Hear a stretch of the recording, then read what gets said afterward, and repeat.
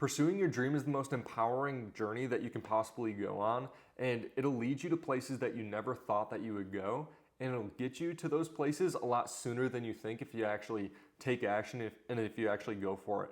The world will reward audacity, and it does not reward just thinking about it. So I'm going to show you in just a second why this is the most empowering vision and journey that I've been on, and whether you think that your goals are possible or not, or however far-fetched you think it is, I'm going to prove to you in just a second that your dream life is not as far-fetched as you think. I want you to think about yourself while listening to this. Think about the perfect vision for your dream. Who's in it? What are the freedoms that you have? Do you have financial freedom, time freedom, location freedom, spiritual, geographic, whatever it is? Think about that and be unrealistic. That is the point of dreaming after all. I want you to make it overly beautiful and vibrant in all ways. That life is abundantly possible for you, and at just 25 years old, as I am, I've experienced things in the last 2 years that I never would have thought possible. For those of you who don't know me, my name is Max Crone. I suffered a spinal cord injury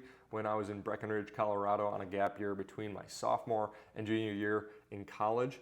And the things that taught me about potential and what we are capable of, not only physically, but mentally, is kind of the purpose of me making these videos to begin with. And I wanted to share that with you. So that was my wake-up call, but you don't need a wake-up call so abrasive. You can make it in this video. You can make it in journaling. You can make your wake-up call. You can choose to change whenever you please. So real fast, I want to share some of the experiences that I have been blessed with in the pursuit of chasing my dream. So I moved down to Austin, Texas. I got a job that I work with a lot of people that you would know. I made Joe Rogan an espresso. I got a little laugh out of Aaron Rodgers when he came in. And apart from working, I met Luke Hopkins, one of BPN's athletes in the Austin airport, and I got to share with him how much that his content resonates with me and how much I appreciate that. And I got to, this is apart from Austin in general, I went to a seminar put on by Andy Elliott. He is a leadership and sales coach, and I got to share with him how his community has helped me get clarity around what I need to be doing, and also just encouraging me to take this leap of faith and start chasing my dream and trying to help people as best as I can. Along with that, I got to experience life-changing leadership and business events put on by Andy Elliott and Ed Mylett, David Goggins. I got to see all of those people in person, and I'm planning on seeing Tony Robbins very soon. And I've gotten to travel to, I think 6 countries at this time, 7 countries that I actually spent time in, not just like passed through an airport. And most importantly, I have found myself. Now, none of that would have happened if I didn't choose to chase my dream. If I listened to the people who discouraged me, the people that said, "Oh, you're gonna lose so much money. Oh, you're gonna get hurt. Oh, you're not gonna fit in. Oh, you're not gonna do this, that." First of all, you don't know what I'm capable of. Second of all, who cares?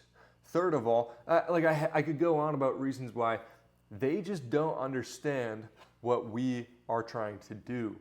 And how can you use this for yourself? Well, first of all, we need to address the elephant in the room. Nothing changes if nothing changes. You see, we have desires that come and go, and sometimes we let those desires die or fizzle out or just stop giving them attention. And it's not that we don't believe that it's possible, it's just we don't see the path. But that's the problem.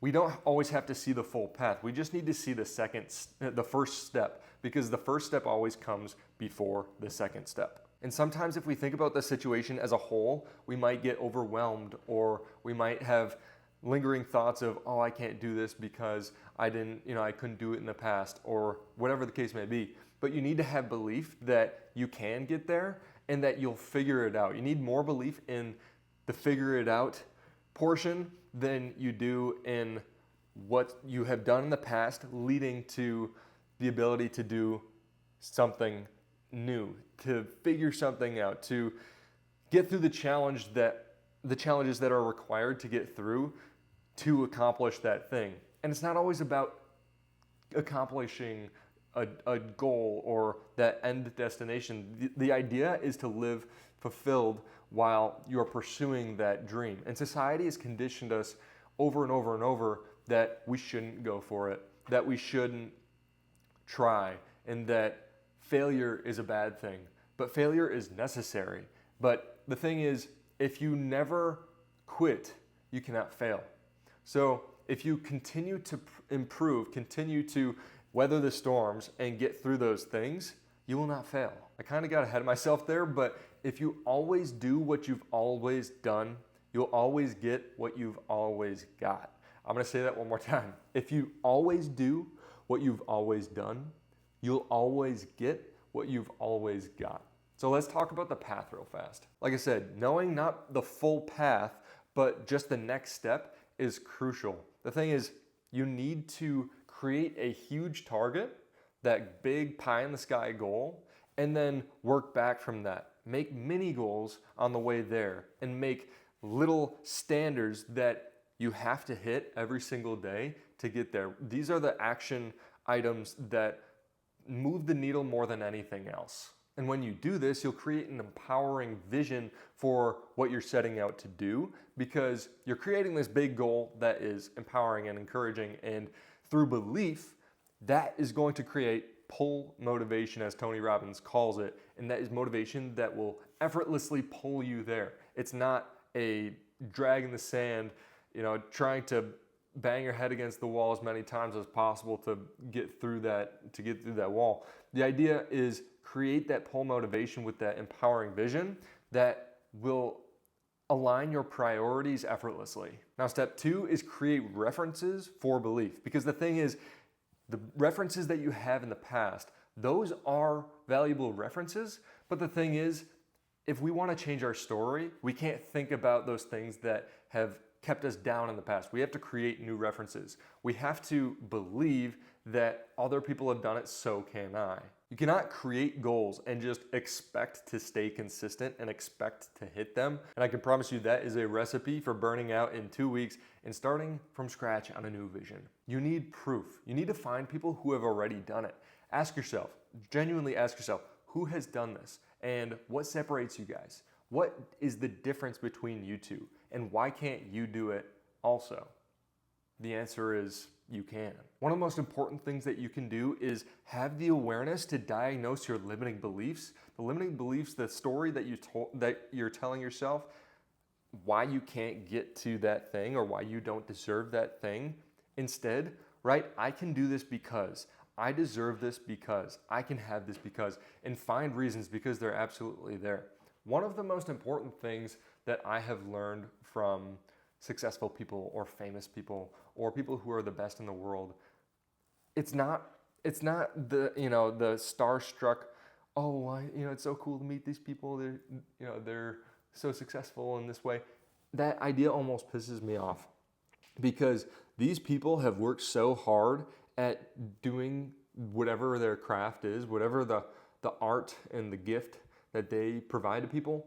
They have worked so hard and believed so hard in themselves to get to that point, and that is the only differentiation between where you're at now and where you want to be, is belief and the consistency in the work. Every single notable person that I have met is proof that being the best in the world at something is possible. Best podcaster, best UFC fighter, best comedian, best NFL quarterback. I have met some of the best in the world at those things, and every time I meet them, it gives me more proof that they are the only differentiating factor, like I said, is belief.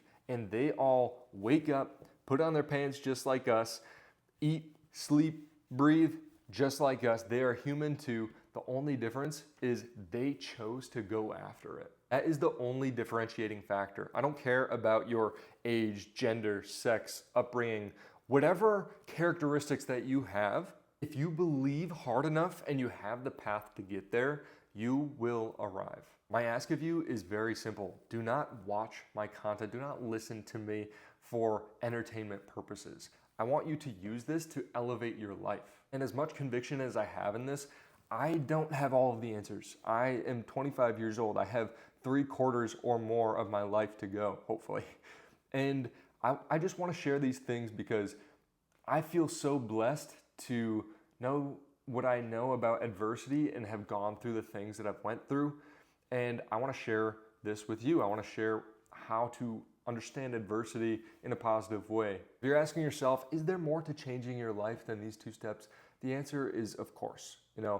These 2 steps, knowing the path and having the belief, those 2 things will get you 80% of the way there, but life has question marks. So you got to figure out that next 20% by yourself. I have continued to chase my dream. I've chosen to chase my dream, and I encourage you to do the same. If you want to do the same, feel free to follow me, subscribe, listen, wherever you're listening or watching this. And I'm writing a lot more on my Substack. I go in depth on a lot of these things a little bit deeper, and I'd love for you to follow me there as well. But I hope that you enjoyed this, can take some stuff out of this, and God bless. Till next time.